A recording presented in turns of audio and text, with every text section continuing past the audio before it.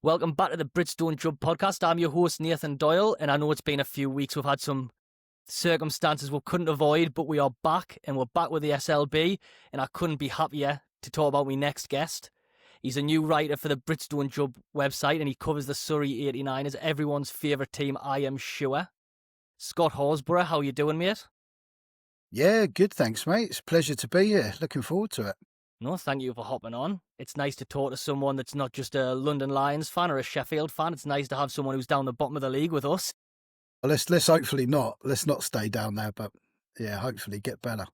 Well, you're making Newcastle look like mugs at the minute. I think in your first article you said it. Even like the games you have played, where it might not have been the best result, but I think you're just enjoyable to watch, aren't you? You haven't actually had the worst season, like basketball on the court. Yeah, it's fun to watch. It's never boring, especially in the home games, it seems. It was so frustrating because it's like it's just there. Like just being that next level up is just there for us. And the phrase has become synonymous, hasn't it, to Surrey it. We do it pretty well on a fairly regular basis. We're a good team to watch, and I think, like you say, everybody loves watching us play. No, I think that's it. I think there's a couple of clubs I have a little soft spot for. And I hate to say it, one of them is Sheffield, and that's not because of anything around it. It's because they've been really good with me writing. If I've got in touch with them, they've responded well. And just to put it out there, because I know I get told to say it all the time, my opinions are my own, all right? Sheffield's got nothing to do with what I write, so don't come at us with that one. And the other one is Surrey, and we'll talk about it and we'll touch on it a bit later, but I think it's the way the clubs ran compared to other clubs. I just think it's very interesting. It feels fun. It feels fresh. So yeah, I can't wait to dive into it with you, but we will start with something else. We'll start with like everyone we've interviewed, from Duke assistant coaches to people who are in the NCAA and just SLB commentators. We'll all stay around the same subjects. I think everyone's got a different story and it's so interesting. Let's know how you got into basketball in a world that's filled with football and rugby. How was this your choice? Football is my first love. It's always been my first love. Played the game, loved it. I was born in the 80s, grew up in the early 90s. So like everybody, the Jordan boom, the Bulls, everything like that came along, and it was something new, something fresh, and sort of got into it. And like my neighbours got a hoop in the garden and we just started playing, started watching games and things like that. And, you know, at that time you couldn't help but fall in love with like Jordan, the Bulls. I was always a Scottie Pippen and Dennis Rodman man more myself. The Bulls are still my team today, but still the ones I follow all the time.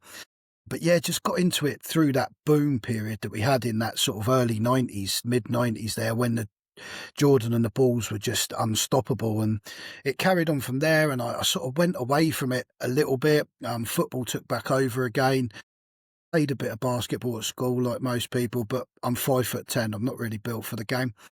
That being said, I was a goalkeeper playing football, so yeah, worked that one out. But yeah, just fell in love with it watching Jordan and the Bulls, to be honest, and just always kept half an eye on it, but not as passionately as it's become in the last few years. I hate that you're a Bulls fan because I'm a Philadelphia 76ers fan, and you played us last night, and I don't know if you've seen, but I wasn't going to bring it up. Beat us right at the depths. Yeah, 24 points we were ahead and we just blew it. But I'm not here to get upset, so that's fine. And it's interesting you say that about basketball as well, being 5'10". I'm going to say 5'6". My wife will tell you I'm 5'4" or 5'5". I'm going to disagree with her on that one. But I was the same. Like, I used to be a centre-half in football. I used to be this height when I was about 13. So I started playing basketball with my friends down the, we called it the Dip, but it was just like this little field round ours. That's all it was. And I used to love it, but then everyone grew and I stayed the same height. So I stopped playing. I just started watching her all the time. But what position did you play? What did you pick up when you were playing? I was point guard pretty much.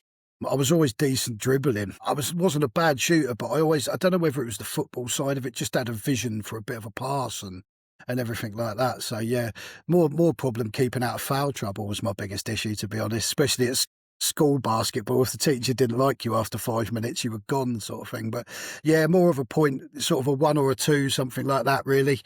As I said, I didn't have the height to play anywhere else, and like most school teams, you have that one guy, don't you? We had a guy who was like 6'4", 6'5" at like 13, 14. So get the ball down the court and give it to him under the basket. And occasionally we got the ball back.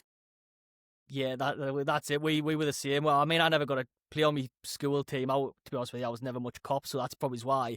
But I had one lad who was really good, and then he would just feed the taller players. That's always what it was like. Yeah, But I guess if that you was it. started with the Bulls, how did you come into British basketball, and how was obviously Surrey's your team? In case anyone didn't realise, and I hadn't said that already, how did you come about supporting them, and how was British ball something that you started to watch? So obviously, just with falling in love with basketball a bit, you look around, and obviously it wasn't as easy in the 90s to look something up on the internet, but we obviously always have had a team in Guildford. So Guildford's about 10, 20 minutes away from where I live. So we'd gone and watched a couple of Guildford Heat games back in the day, and they were playing a lot of European games then and things like that. And the atmosphere was great. But as I say, football got back into my life again and, well, took over my life again. I was playing at a level where I didn't have the time to do anything else. My kids have grown up. They're 21 and 16 now, and they've never got into football. They've never got into cricket, the other things I love. And it was the last throw of the dice. And just prior to COVID, I was like, look, let's give it a go. Let's go and watch basketball, see what you think. And then we were due to go. COVID hit. The game got cancelled. And Surrey was the local club, obviously, so we were going to go there. So as soon as it came back from COVID and we could go again, it was like, well, let's give it a go. They've been hooked ever since. My daughter plays the drum at the SSP now.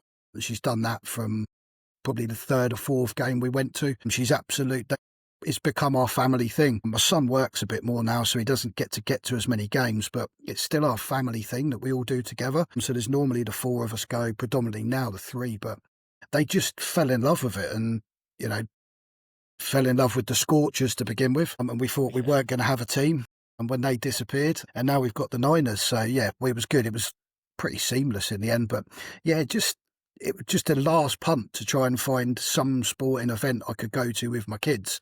And there we are. We're there 4 years in now as season ticket holders. So do you think that's something you love about British basketball? Because I think I see that a lot. I think it's something when you go to the games. When you go to a football game, you could take your kids, but it's something you go with your pals, and you get really into it. With basketball, it does seem different. It's family friendly. Is that something that you love about it personally, or is it more the sport that you love? Yeah, a bit of both, really. I love it that I finally got something that I can do with the family, and they're safe. I don't have to worry. Like you say, you go to football, there's still problems at football and things. You go to basketball, you're safe. And it's the love of the game for me as well. I probably, out of the four of us that go, I'm the one that loves the game the most. I think the rest of the family love the occasion and the fact that we're together and we're doing something together. And we've gone on to make some really, really close friends in our time supporting the Niners, and we've set up. We've got WhatsApp groups that we're all in, and it's become a little community, which is not something I'd ever sort of found in football or even going to cricket or anything like that. As you say, you had a group of mates you'd go with and you'd have your group chats there. But this is, we've got all walks of society. We got sort of like young kids that are in it. We've got older people that have been going to watch Surrey basketball for as long as there's been basketball in Surrey, and it's brought everyone together, and it's great. It's really good fun. I think you've kind of touched on what I love about it as well. I remember going with me, it was just before Christmas when the Eagles played the London Lions. And my cousin, he's like really into football. He's a really good young footballer. And that's kind of all he's known. But my mum bought him tickets to go see the Eagles a couple of occasions. And he goes, but then he starts off a bit shy. He doesn't really know what to do with it. And then by the end, he's trying to get all the players' signatures. He's running about he's standing about for ages to get them. And I think that's what I love about it. And I don't want to touch politics of British basketball because it's really, we're regurgitating everything. We're saying the same thing. But I don't know if you've seen the update yet tonight that the BBF have been so kind. They've offered the SLB a compromise, they've called it. But they still want to give Glickman a 15-year license. And this is what drives us nuts. I think they're willing to leave behind this, like communities. Yep. And there's something that I love about since I've started writing in British basketball. The response online is so there's no way in the world anyone ever agrees with you. And your friend Rob, who set this up, will definitely let you know on X if he doesn't agree with you about something. But you love that. It's interaction. It's kind of what you want, isn't it? And I think the fact that these new people that are coming in to change the landscape, and they're happy to leave people behind. I don't think they realise what they're taking. This it's not like a franchise-based sport, is it? Where you could up and move, say, Chicago to Minnesota if you wanted for no apparent reason. You couldn't do that here because the communities are so tight. And like, could you imagine if they took Surrey away from you and that's your family time lost? I think it's crazy. I don't know what you think about that. Well, that's the thing. I mean, the thing that's really stuck out to me is the accessibility. You know, as you say, you can go and see the players. Like my daughter says, 16. We've been going since she was 13. So being able to sort of like go and meet the guys afterwards, and my son as well, they love that accessibility to go and meet the players, meet Lloyd Gardner, meet Dan Clark, meet these guys, and guys that you see as, you know, when you're that age, these guys are your heroes, aren't they? And, you know, if you're watching a Premier League football team, you don't get to walk up and shake hands with Cristiano Ronaldo, do you? But you do get to walk up and shake hands with Sam Decker, if you wanted to, who probably is the best equivalent I can think of as a superstar. But yeah, it's been so frustrating that something that could be and is on, probably in my opinion, on the way to being really great is just being messed about with people that probably don't care about the likes of you and me, that are rocking up week in, week out, travelling. I mean, we travel up and down the country watching Surrey, but we do it as a family. They don't care about us setting up, they're giving him this 15-year lease. They're not interested in us. They want to get this American market involved. And it's a cash grab, isn't it? That's all it is. That's something. We will move away from it because it makes me want to bang me head off a walk. It's so obvious what they're doing, but they 100%. won't admit it. But I digress. So we'll move back onto Surrey. We'll talk about Surrey's approach, and this is why I personally love their approach. It seems like what they do is they want that youth factor at the same time of bringing in younger players who aren't just British. They might be younger American players.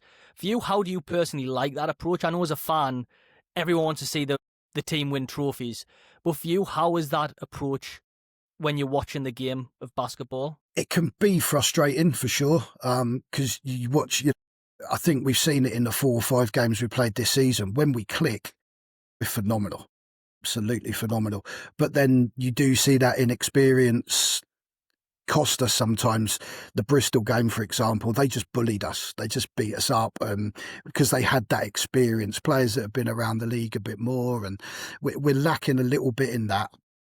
It's fantastic to watch the journey of players. I mean, to look at the likes of, okay, Mervin's gone to Sheffield this season, but you'd see that as a progression. Obviously, Dame was phenomenal last year and he's gone on to play at a far better level. It can be frustrating to be there sometimes because, as you say, it's a results business ultimately.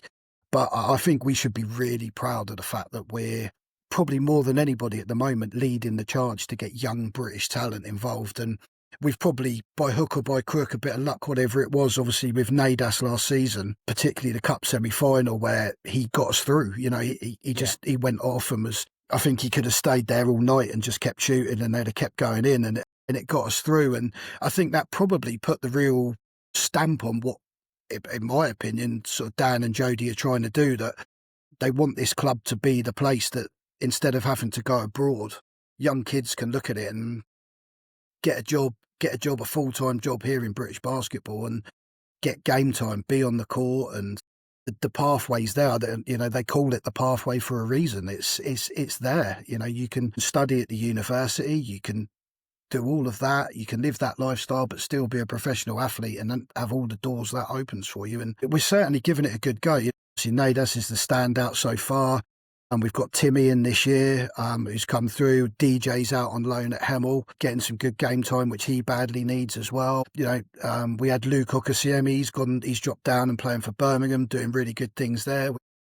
You know, we've really set up a route, and what better could you have than learning from people like Andrew Lawrence?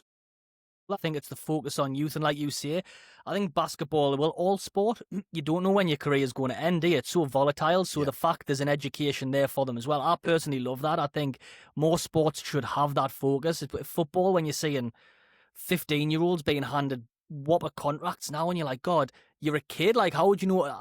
I'm 29 now, and I'm not the same person as I was 3 years ago, so I can't even think when you're being handed that much money when you're young. So personally, I love that that's what Surrey's doing, giving them an education at the same time. But when we talk about that, we talk about the education, we talk about the opportunity just to go out there and play, get experience in a professional setting. So what approach to you benefits British basketball more? You've got, it's kind of night and day, chalk and cheese. It's the Surreys, where you're focusing on youth, where they're building in that direction. Obviously, it's frustrating because you can't keep all your players, but that's the line you're going down. Or London Lions, who have such a big investment that are trying to make the name in Europe and are putting Britain on the map in that way. For you, in the long term, which one would you say is going to be more beneficial? I would say long term, you'd like to hope that the Surrey approach is the right one. But I think in the world we live in at the moment, we need the eyes on the product. Like, so the Lions and all the other guys, Newcastle's going into Europe. Obviously, the Lions are spending far more than the rest of us put together, probably. My God, yeah.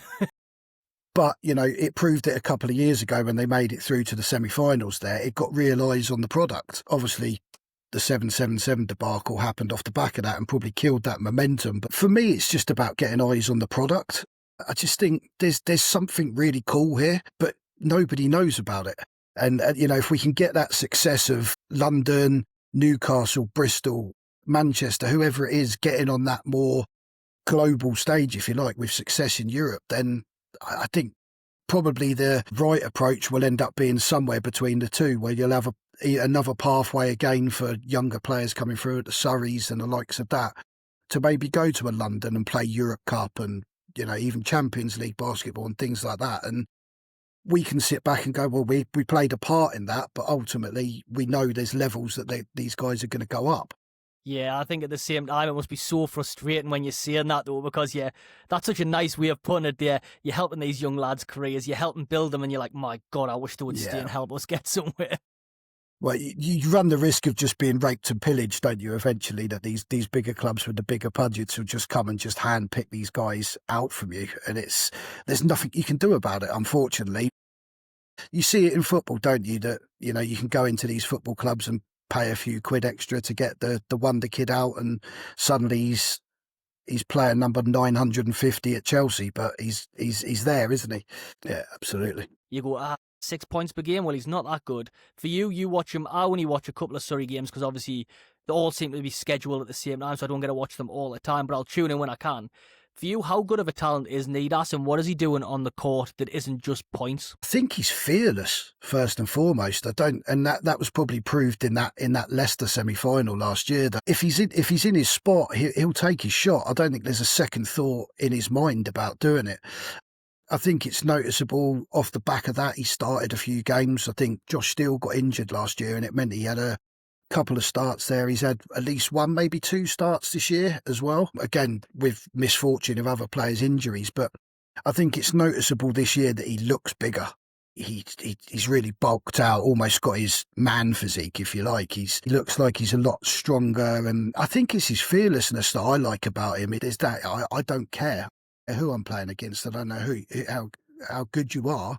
If I've got the ball and I can see that lane, I'm going to drive into it. It's great when he gets to the line as well, because he's pretty faultless from the free throw line as well, which for us can be a problem sometimes. Yeah, like you see, he's still developing, and you've touched on it there, he's getting stronger. So at what point is it that it's fearlessness, getting stronger, development needs to be reflected in his statistics? When does that change for him? I think this is a big year for him. I think, as I say, there's been progression with him starting games, but I think he's got to try and cement that starting role. At the cost of who, I don't know, because obviously we've been starting quite a lot with the American guys this year. Until when Owen's been injured, it's been between Nidas and Teo for the starting role. So I think he's got to try and cement that starting role, or at least be the sixth man, the first man off the bench. I think that's real progression. Get those minutes per game up and just make that stat line look a lot more impressive. And it's been impressive for where he is, but yeah, I think it's getting it to the next level where he's sort of unavoidable. You can't leave him out almost. Yeah, well, that's it. I would love to see him stay at Surrey. I know this is so far in the future, but for another year or two, and just keep seeing that development go up, because I do feel like, and we're touching on it there, he's still a young lad, but there's just something about him when I watch him. I think the way you use the word fearlessness seems to kind of sum him up. I love seeing a player that's just going to take the ball to players, and every time I watch him, that's why I was surprised when I looked and he only had 4.3 points per game last year, because I was like, every time I watched him, he was scoring more than that. He was, like you see, he was constantly at the line. He was. Yeah, absolutely. Absolutely. we'll talk about the Surrey in general now. So you've got 2 wins from 5 games. Again, that might not seem fantastic to everyone, but you've seen the fixtures you've had. It's been a tough run-in, and you mentioned in your first article how that weekend it was close to perfect. It wasn't quite there. For you, ignore the results. How are you thinking about this season? How impressed are you with the franchise in general? It's a bit of a mixed bag, to be honest. I mean, obviously, the Manchester game, we were phenomenal. And again, we're a shooting team and we shot the lights out pretty much. And that's going to be the way of us at times, I think. You build off the back of that and you then look at it and you think, well, we've got Bristol at home. Okay, well, what's to say we can't start 2-0 here? And I think I touched earlier, we got beaten up by Bristol.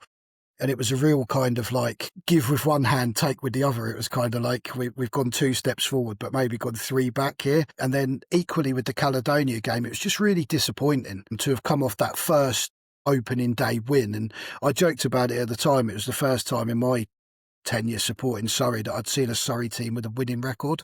And we were 1-0. So it was to have won that first game, you thought this is a real building block. And then we've obviously gone on and lost the next 3 games and then gone and beaten Manchester away. And you look at that game and you think, we look fantastic again. Okay, maybe we are Manchester's kryptonite and, it's going to be the way it is. We had it with Bristol a couple of years ago when whatever happened, we just beat Bristol. They could hammer us and we'd end up winning. But I'm looking forward to the season progressing because I think there's real potential in this team. It's hard because we had to replace 2 genuine MVP candidates from last year. And, for the last 2 seasons, we've had 2 rebounding machines in Dame and then Saquon Jameson the year before. And it's to not have those numbers. And we're trying to fill in that now. Obviously, we've got Hayden coming in, another British talent, which is amazing to see. And he's only going to get better and get more minutes. And obviously Michael Graham as well. I think it's just a case of, it's probably nice and steady for us, really. On any other given day, we could 4 wins.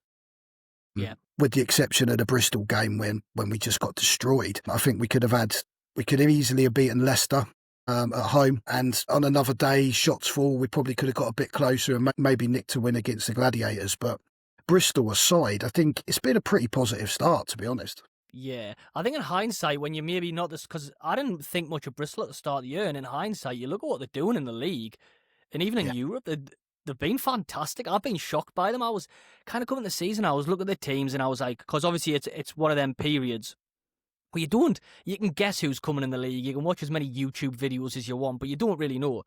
And I've got to admit, when Bristol, I was like, I just went through everyone's reviews, everyone's like talking about each player, and I was taking into consideration, I was like, Bristol will be all right.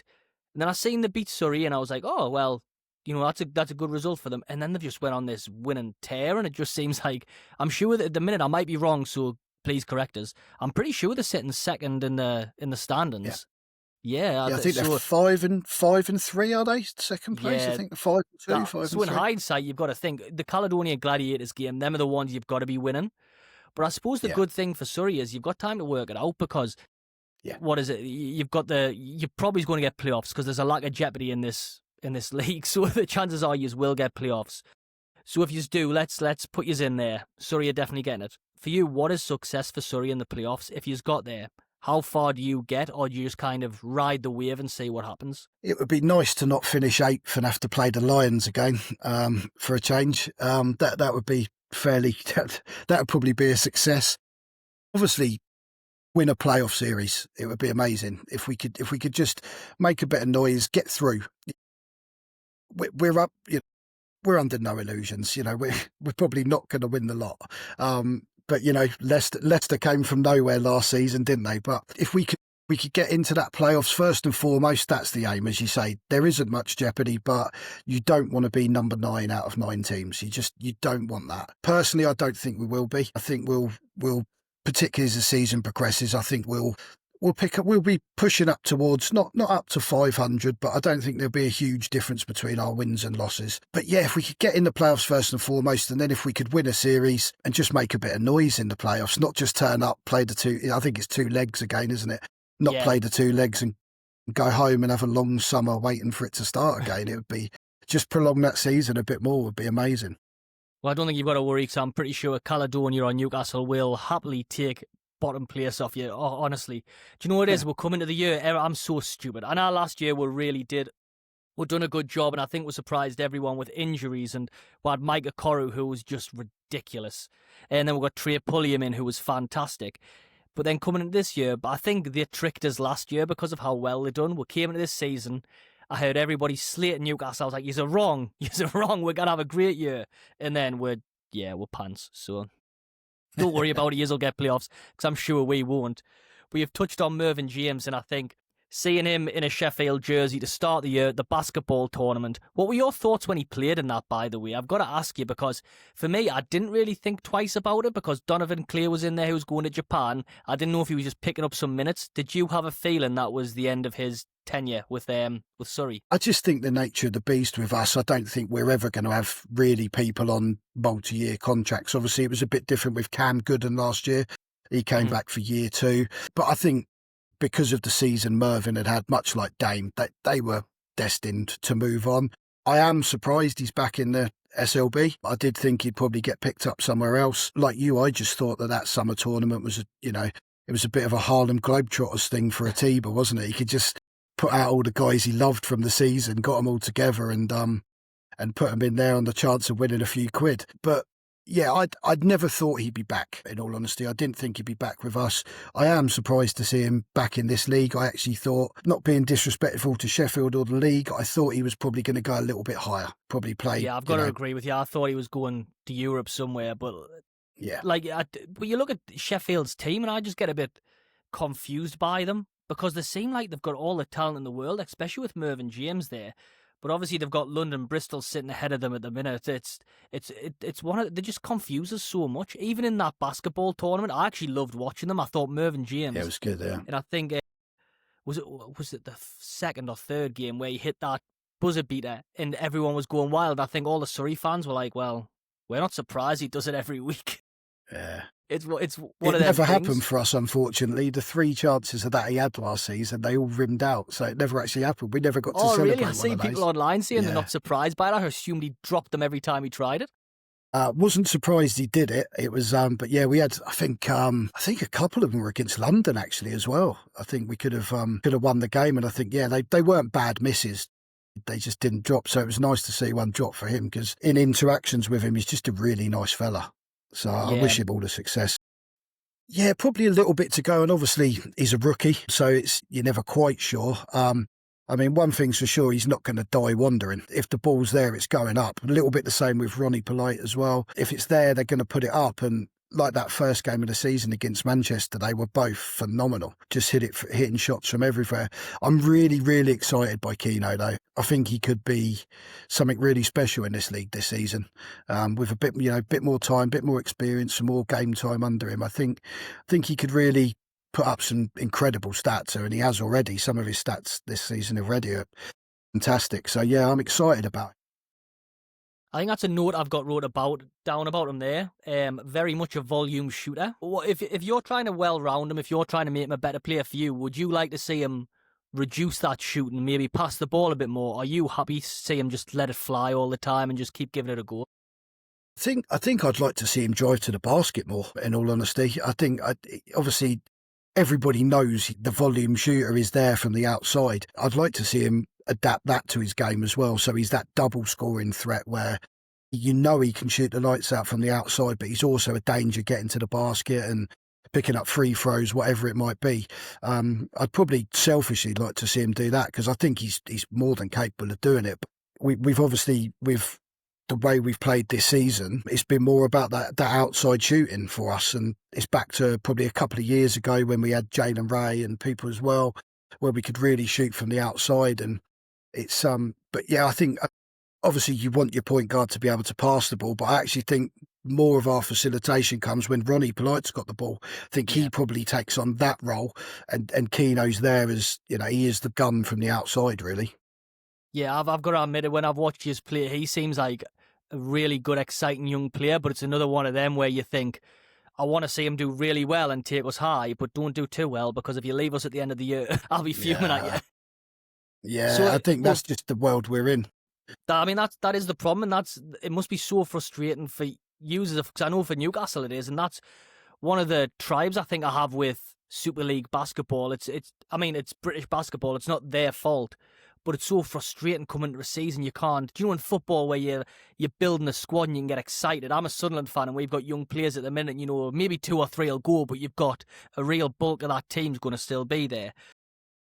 But in basketball, it can all change. You can lose 5 or 6 players and then you're starting from scratch, and it's so frustrating unless you're a team like London that can tie them down a bit. But I guess we'll move on to another team then. For you, we're seeing the standings kind of work themselves out a bit now.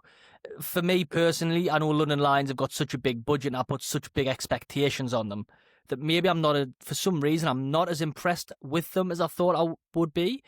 Which team has actually impressed you the most so far this season? I think probably Bristol, as we touched on earlier. They came in with very little fanfare, and the league doesn't lie, does it? They've had a tough run of fixtures and they've come out of it really, really well. They just, a bit touching back on the Lions, they just seem very workmanlike. They just get the job done, and there's very little fuss. It's almost the ultimate act of professionalism. They just go out, get the job done, get back on the bus and go home again.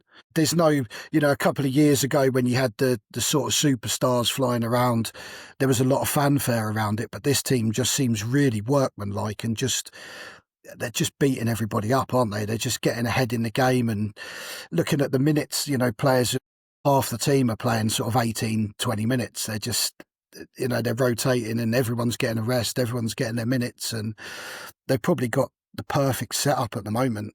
But yeah, I'd say probably Bristol have been the team that I was most impressed, because especially watching them play us when we came off that great win, to watch them just come to the SSP and just beat us up. They just beat us up, and I'm hoping it's going to be very different this Saturday, but we'll I think you might surprise yourselves, because that game, you've got to learn some lessons from it, don't you, when you get beat up? yeah. But touching on London, I'm with you. I think workmanlike is very complimentary. I was going to go boring because, like you say, it's just, you know what they can do. They're going to share the minutes. They're going to defend so well. It must be so frustrating to play against. But I think Sabonis, the coach, it's like his brother in the NBA, Domantas Sabonis. He never gets any plaudits because what he does is so basic and it seems boring, and it's all the fundamentals, but doing the fundamentals right and defending and putting up points where he's got to. It's kind of exactly like London. It's kind of what you expect of them. I'm at the point now where it was like F1 the other year where you had Verstappen sitting at the top. So I just ignore first place and I just go from that down. I think that's what I'm doing with London now, because I don't know what you think, but the way they're playing with defensively, the way they're playing, I kind of can't see them not winning everything. Maybe not the trophies because they're in the Euro Cup, but when it comes to the playoffs, I think when Europe's ended and that's all they've got to concentrate on, I can't see anyone getting past them. I think the other thing as well with them is because they've got such a huge roster and they have to mess around with it because of the budget restrictions and things. It must be hard for other coaches to scout them, because you don't actually know what 5, 8, 6, 7, 8, 9, 10 are going to look like, because they can just drop players in and out, where for them they can scout the rest of us really easily because they know, well, those 5 are going to start, he's going to come off the bench. But with them it's really, really difficult. I'm with you. I'm not sure they lose a regular season game. My only thing would be if they end up with those kind of horrible travel journeys like they had at Plymouth a few years ago, where they came back from, was it Romania, and had to go to Plymouth 48 hours later and got with all the hoopla that went on in the pavilions, and they got beaten there. But, you'd like to think, unfortunately, that it is an 8-team league again, isn't it? Because they'll win as many games as they want to win in, personally, I think. Yeah, I mean, I'm totally with you on that one. I think that's why I wrote something the other week on Aaron Rea, because he's league MVP and you know what they're doing in Europe. So my point was, they know what they're doing in Europe. You're sharing a bit to be MVP of the league and kind of not having your set role in the team. I think, firstly, it complements how good that London Lions roster is and how far they're going to go. But also, if that was me, I'd be fuming if I was him. You know where, in my mind, if I've earned my place, I want someone to take it from us. But in that, it's just Yeah. like, well, we've spent the budget. You're going to sit on the bench. You'll find your role as the season goes on. And you've got to be so frustrated as a player. I know I was speaking to someone online. I think, Drew Lasker commented, and he said, I think it's just basketball, basically. He said they're going to get 20 to 24 minutes. And they're just going to have to go on with it. And I would just be so frustrated. I would just want to be on that court. I've just won league MVP. It's up for debate if he deserved it, but he got it. So you'd think he'd earned the place. Yeah, I think it's that. And it's probably the change of coach as well has played a role in that. You know, he's now playing for a coach that didn't sign him for the club, isn't he? As well, which probably plays a role. And that coach has subsequently brought in his own players that he wants. So he's got to find his, as you say, find his role in that team. But he's certainly domestically, he's far too good to be bench warming. Far too good. Yeah, 100%. Like, I really enjoy watching him play. He's just physical. Again, another one that gets to the basket. He can shoot, he can defend. Yeah, I personally really like him. And plus, he's British. Who doesn't want to see in a Super League basketball a British MVP on the court? But who are we? What do we know, Scott? Because I certainly don't know much. So we're going to go down to one last question. Now you can relax because there's no more Surrey question. There's no more putting you... Well, there is putting you on the spot. Because I'm a big fan of the 3x3 format. I cannot wait for the LA Olympics till we get back on that. I know Team GB might not be there, even though they are really improving.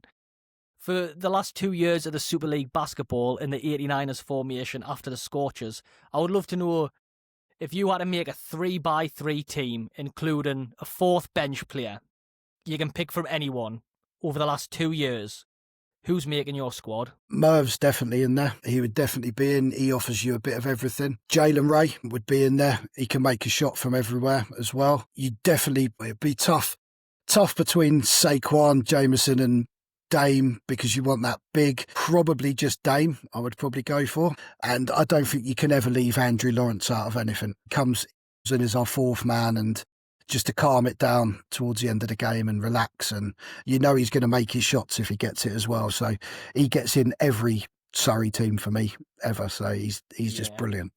Do you know when you name that 3x3 squad there, the fourth player as well, do you not think, my God, Surrey could be such a good team with 100 whole players? You've reeled off players there, and I'm like, my God, that's not a bad team at all, is it? Yeah, it is. No, it's terrifying when you look sometimes the players that have gone out around the league. We look at, like with Manchester with Kyle Carey, you know, he's gone on to there, and the last year of the Scorchers, he was great for us, and he's gone on to be brilliant at Manchester now, and he's getting good game time there. There's so many that have gone off around the league and that, but yeah, I think probably last season's the big three for us were J. Ray, Merv and Dame for sure. It's hard to not have them in your team when you're considering, you know, what we achieved last year, getting to a cup final, making the playoffs again. It's hard not to have players from that team. Yeah, I mean, I loved watching you last year. Honestly, I'm not just saying that because you're on the podcast, but you were just a team that they seem to just excite people no matter where they play, especially that back stretch of the season. You were sensational. So no, yeah, I think is where this year I am rooting for you behind the scenes. Unless you come to Newcastle, then I couldn't care less. No, well, thank you for joining us, Scott. We had a good win there last year. Oh no, that's great. No, I've really enjoyed it. No, thank you very much. It's been a delight if you were. But if everyone, so we'll end it here. But as long as everybody knows, Scott will be doing articles for the BritsDontJump, and if you're either a Surrey fan or just a fan of the league, let's get amongst it. Let's give them some reads, because we'll try and get fans from all around the league now. Give us some real content. Let's boost this league while we've got it. We're hearing so many negatives around the league at the minute, especially with the higher ups that clearly don't know what they're doing in the British Border Foundation, or whatever you want to call them. Useless. That's what I want to call them. So let's get some positive spin about it. We've got some good basketball teams here. Let's shine a nice light on it. I don't know what you think, Scott, but that's my 50 pence. 100%. I think we touched on it earlier. We just got to get more eyes on this product, get some positive news out there, because even casual fans are reading stuff in the newspapers and online about what a fast British basketball's become, when actually, up until this point, it's completely the opposite. It's something great, and it's a family night out, and it's a sport that is just ready for somebody to light the blue touch paper and just take it to the next level, in my opinion. No, exactly right, mate. I totally agree with you. It just needs the right leadership in place, get the foundations there, and we can build on it. But we've been saying this for years, but if you do have a local team, let's go support them, and don't forget to support your women's team when you've not got one there. The women's game, and I'm not just saying this, Scott, I don't know what your closest one is, but it's fantastic. Honestly, the talent that's coming in our league now in the women's side it's tremendous. And I hate to say it, but Caledonia up the road, they've got one hell of a team. So if there's not a men's game on, please, please, please tune into your women's game. But thank you all for coming. I've really enjoyed this today, Scott. Add to that the wheelchair guys, and we've got Surrey have got a wheelchair team. That's a hell of a sport. If you've never been to watch it, go. It's amazing what those guys are able to do on the court is phenomenal, and it's so quick and fast, and the wheelchair stuff, much like the women. Go and support it. Yeah, I remember watching that at the Paralympics. Actually, I don't know which countries it was, but you know when you watch it, you're like, how is it possible? Do you know what they're doing? It's remarkable. We're talking about athletes, and obviously we're lucky, we're privileged, we can go about our day-to-day lives normally, and the way they've made the best of that situation, honestly, the inspirations, I think it's unbelievable. Echo what Scott says, yeah, absolutely. If you get the time to go watch them, please do. Please support basketball in every way you can. Right, absolutely. Well, thank you very much, Scott. I appreciate you coming. No, and we're going pleasure. to try and get really a weekly video out every week, so maybe you'll be back again, Scott, hopefully. Oh, yeah, definitely. Anytime. Right. Thanks very much, guys. Like, share, and subscribe as you get the chance. And we'll be back next week with another episode.